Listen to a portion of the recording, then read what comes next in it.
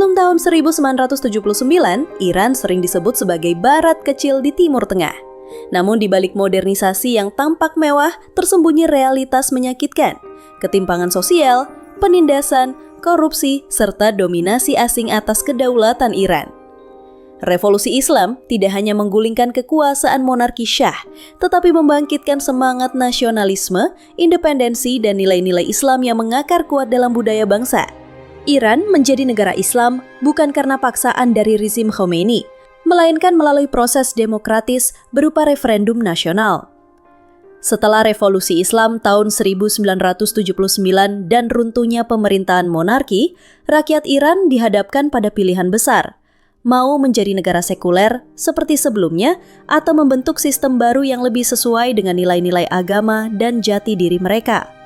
Hasilnya lebih dari 90% rakyat Iran memilih untuk mendirikan Republik Islam. Ini adalah wujud nyata bahwa arah baru bangsa Iran adalah pilihan rakyat, bukan paksaan seperti yang banyak diframing oleh media barat bahwa rakyat Iran dipaksa oleh rezim baru Khomeini. Pada video kali ini, kita akan menyaksikan 5 aspek utama kehidupan di Iran sebelum dan sesudah revolusi Islam. 1. Budaya.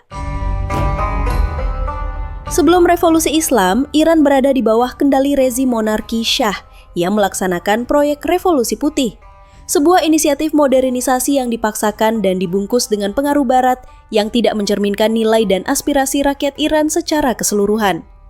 Modernisasi ini lebih mirip westernisasi, di mana nilai-nilai asing disuntikan secara sistematis melalui kebijakan politik, pendidikan, hingga gaya hidup masyarakat elit kota. Kehidupan kosmopolitan yang diagung-agungkan hanya dinikmati kalangan atas. Di kota besar seperti Teheran, gaya hidup liberal yang tak terkendali menjadi norma.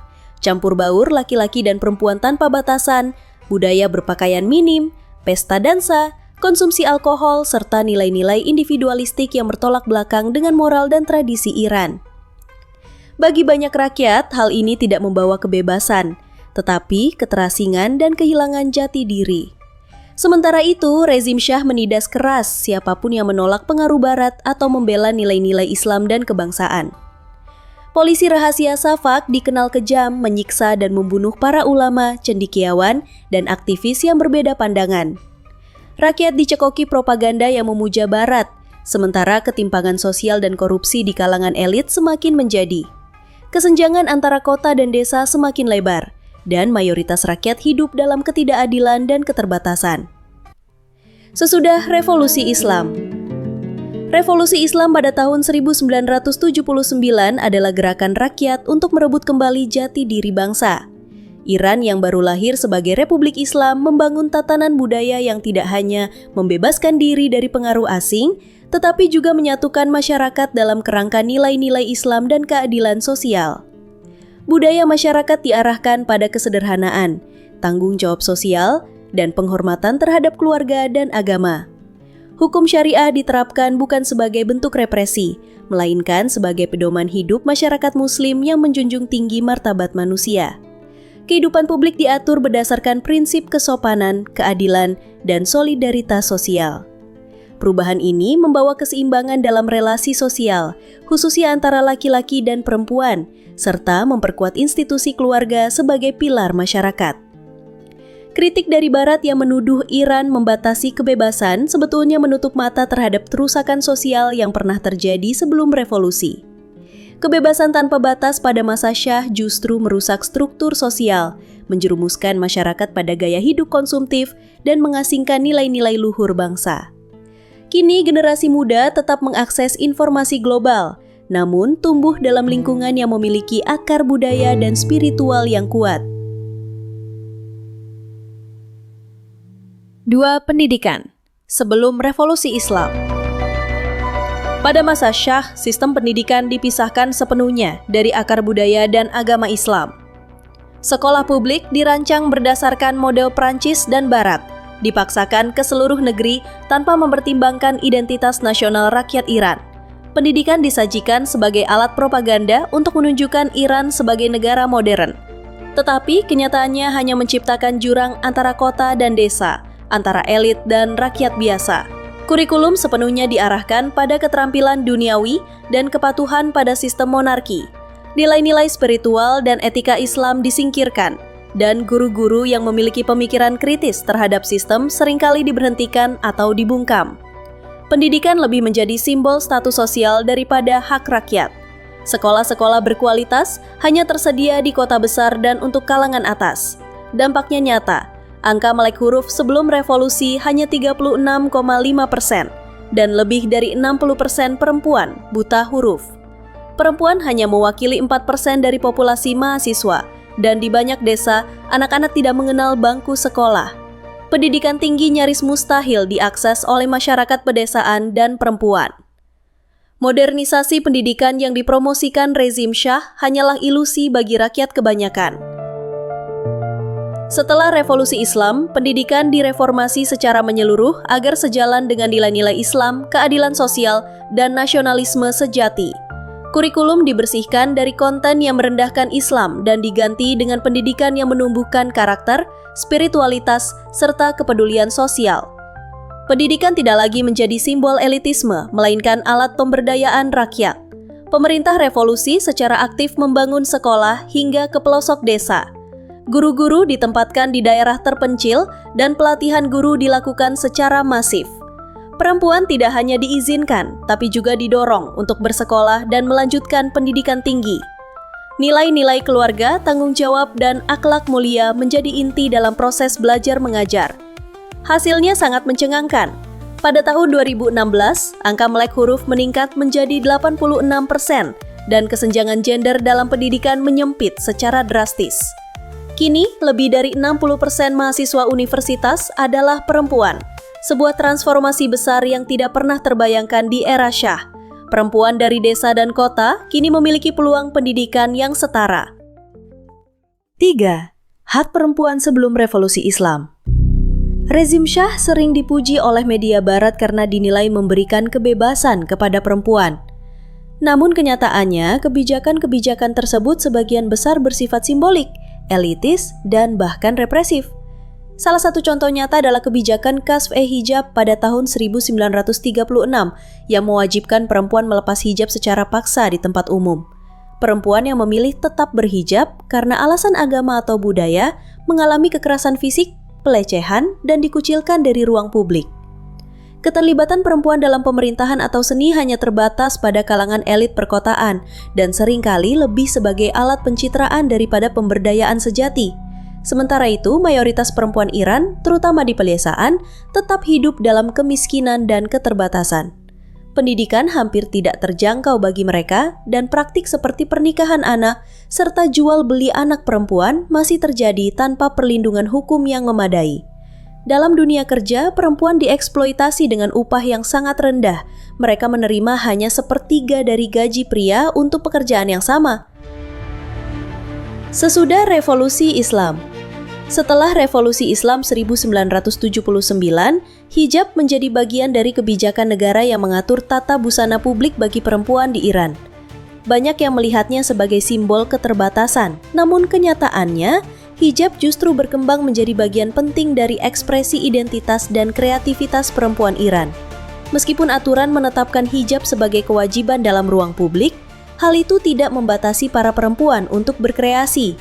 Justru, dari aturan inilah lahir beragam tren dan gaya fashion khas Iran yang unik dan dinamis. Di jalan-jalan kota besar seperti Teheran, Isfahan, atau Shiraz, kita dapat melihat perempuan-perempuan yang memadukan kerudung, mantau panjang, dan aksesori dengan gaya yang elegan dan berwarna. Beberapa mengenakan hijab longgar yang hanya diletakkan di atas kepala, sebagian lain menjadikannya seperti syal yang dikalungkan secara artistik di leher. Ada pula yang memadukan motif-motif tradisional Persia dengan warna-warna kontemporer yang mencolok dan berani. 4. Ekonomi sebelum revolusi Islam. Di bawah kekuasaan Syah, Iran tampak memiliki pertumbuhan ekonomi yang pesat di permukaan. Namun pada kenyataannya, manfaat dari pertumbuhan tersebut hanya dinikmati oleh segelintir elit penguasa dan kelas atas perkotaan. Lebih dari 90% pendapatan negara bersumber dari sektor minyak dan gas, dan hasil kekayaan ini tidak pernah benar-benar dialirkan ke rakyat. Infrastruktur dan layanan dasar seperti listrik, air bersih, dan transportasi hanya dinikmati masyarakat kota besar, sementara jutaan rakyat di desa-desa hidup tanpa fasilitas dasar. Kesenjangan antara wilayah kota dan desa sangat mencolok. Kemiskinan struktural merajalela, dengan angka kemiskinan mencapai sekitar 25%. Rakyat di pedesaan terlantar tanpa pendidikan memadai, layanan kesehatan minim, dan peluang ekonomi yang sangat terbatas. Negara terlalu bergantung pada negara-negara barat seperti Amerika Serikat, Inggris, dan Jepang, baik dari sisi perdagangan maupun investasi. Ketergantungan ini membuat Iran rentan terhadap tekanan politik dan ekonomi asing, dan kedaulatan ekonomi bangsa terancam. Orientasi ekonomi Shah sangat elitis dan pro-kapitalis. Sebagian besar proyek pembangunan ditujukan untuk mempercantik kota dan membangun simbol kemewahan, bukan untuk memberdayakan rakyat. Tidak ada sistem distribusi yang adil, dan kepentingan rakyat kecil hampir tidak diperhitungkan dalam kebijakan ekonomi nasional.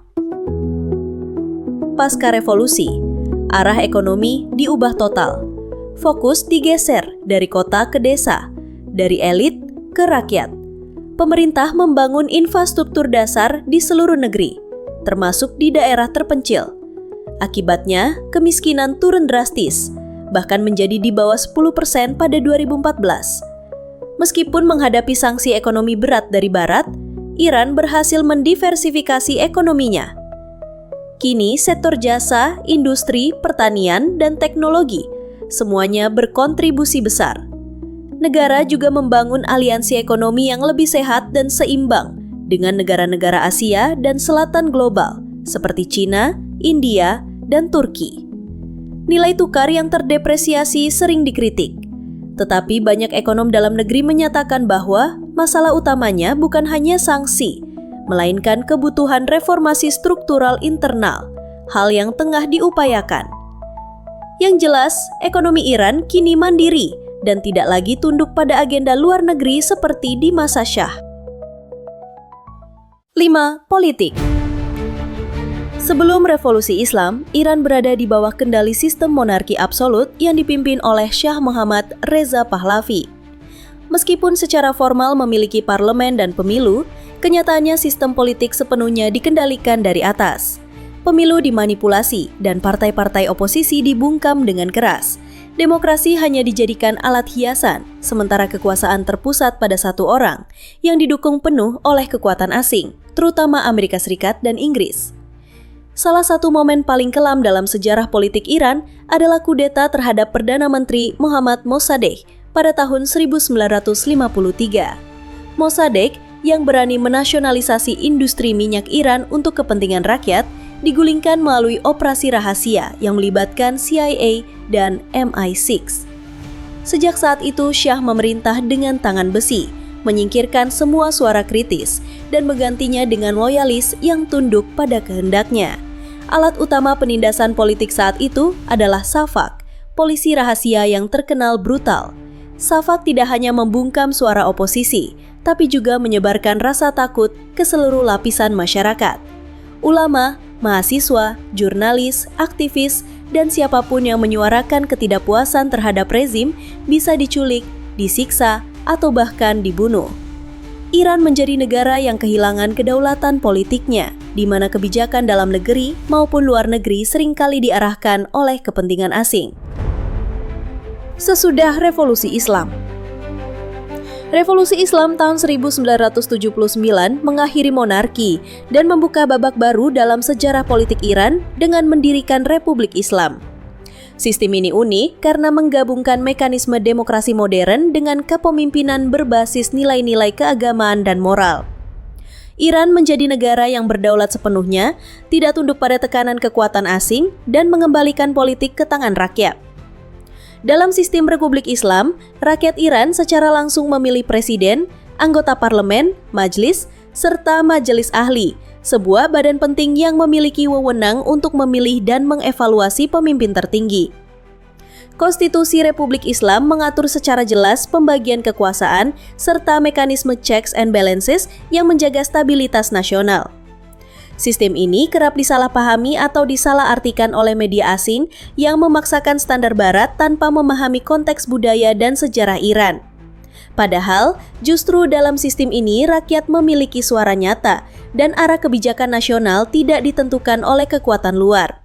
Pemilu diadakan secara rutin dan kompetitif, dan berbagai kubu politik Islam berpartisipasi aktif dalam proses demokrasi. Meski dihadapkan pada tekanan berat berupa sanksi ekonomi, perang 8 tahun melawan Irak, serta kampanye menyesatkan dari luar negeri, sistem politik Iran tetap stabil dan resilient. Negara ini mampu bertahan dan terus berkembang karena kekuatan utamanya bukan pada dukungan asing, tetapi pada legitimasi rakyat dan kepemimpinan yang berbasis nilai.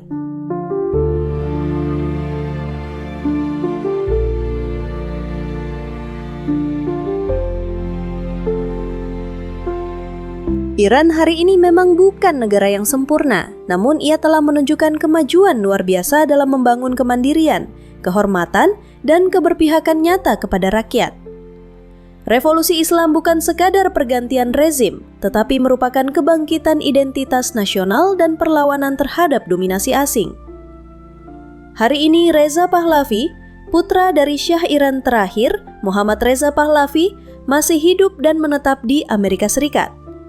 Ia secara terbuka mendukung langkah-langkah agresif Israel terhadap Iran, termasuk serangan militer yang ditujukan untuk melemahkan kekuatan Republik Islam. Harapannya jelas. Reza Pahlavi ingin melihat rezim Khamenei tumbang dan membuka jalan baginya untuk kembali ke Iran sebagai pewaris tahta yang hilang sejak Revolusi Islam 1979 menggulingkan ayahnya. Namun bila menilik lebih dalam gaya hidup Reza Pahlavi dan keluarganya, muncul pertanyaan besar, apakah rakyat Iran benar-benar menginginkan kembalinya sistem monarki? Dalam berbagai penampilan publik dan di media sosial, keluarga Pahlavi kerap memperlihatkan gaya hidup serba glamor, pesta mewah, pakaian terbuka, serta nilai-nilai yang jauh dari budaya dan tradisi masyarakat Iran. Sampai di sini dulu videonya, semoga informasi ini dapat menambah wawasan dan memberi perspektif baru bagi kita semua. Jangan lupa tekan tombol like dan subscribe agar tidak ketinggalan konten menarik lainnya.